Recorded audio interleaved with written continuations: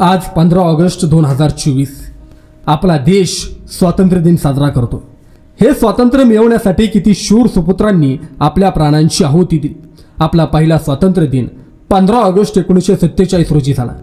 अनेक वर्षाच्या संघर्षानंतर अखेर ब्रिटिश संसदेने भारताला स्वतंत्र करण्याचा निर्णय घेतला।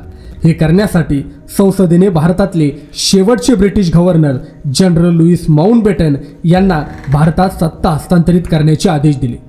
माउंटबॅटन यांनी सत्ता भारत सरकारकडे हस्तांतरित करण्यासाठी 15 ऑगस्ट 1947 ही तारीख निवडली। त्यांनी या हालचालीला 2 कारणांसाठी समर्थन दिलं। प्रथम त्यांनी सांगितलं की त्यांना रक्तपात किंवा दंगली नको आहेत आणि दुसरं म्हणजे माउंटबॅटनने 15 ऑगस्ट निवडला कारण ही तारीख दुसऱ्या महायुद्धात जपानच्या शरणागतीची दुसरी वर्धापन दिन होती।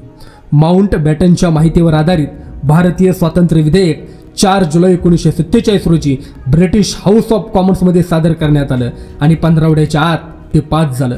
या कायद्यानं 15 ऑगस्ट 1947 रोजी भारतातील ब्रिटिश राजवट संपुष्टात आणण्यासाठी आणि भारत आणि पाकिस्तानच्या अधिराज्याची स्थापना करण्याची तरतूद केली। दोन्ही देशांना ब्रिटिश कॉमनवेल्थमधून वेगळे होण्याची परवानगी होती। फ्रीडम ॲट मिडनाईटमध्ये माउंटबॅटन उद्बोध करतात, मी निवडलेली तारीख अचानक प्रकट झाली। एकाच प्रश्नाच्या उत्तरात मी ही निवडली। मी या संपूर्ण प्रकरणाचा सूत्रधार आहे हे दाखवण्याचा मी निर्धार केला होता। जेव्हा मला विचारलं गेलं की काही तारीख निश्चित केली आहे का, मला माहीत होतं की हे लवकरच घडलं पाहिजे।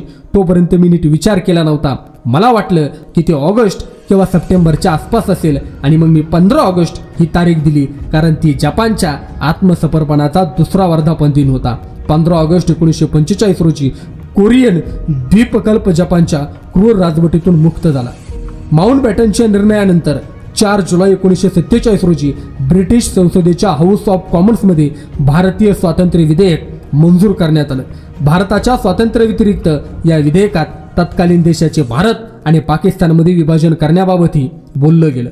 भारत आणि पाकिस्तान या दोन्ही देशांना एकाच तारखेला स्वातंत्र्य मिळालं, पण स्वातंत्र्य दिन 14 ऑगस्टला का साजरा केला जातो असा प्रश्न नेहमीच उपस्थित केला जातो। पाकिस्तानच्या स्वातंत्र्याची खरी तारीखही 15 ऑगस्ट आहे। भारतीय स्वातंत्र्य विधेयकात दोन्ही देशांच्या स्वातंत्र्याची तारीख 15 ऑगस्ट नमूद करण्यात आली आहे। पाकिस्ताननं जारी केलेल्या पहिल्या टपाल तिकिटानं 15 ऑगस्ट हा स्वातंत्र्य दिन म्हणून घोषित केला।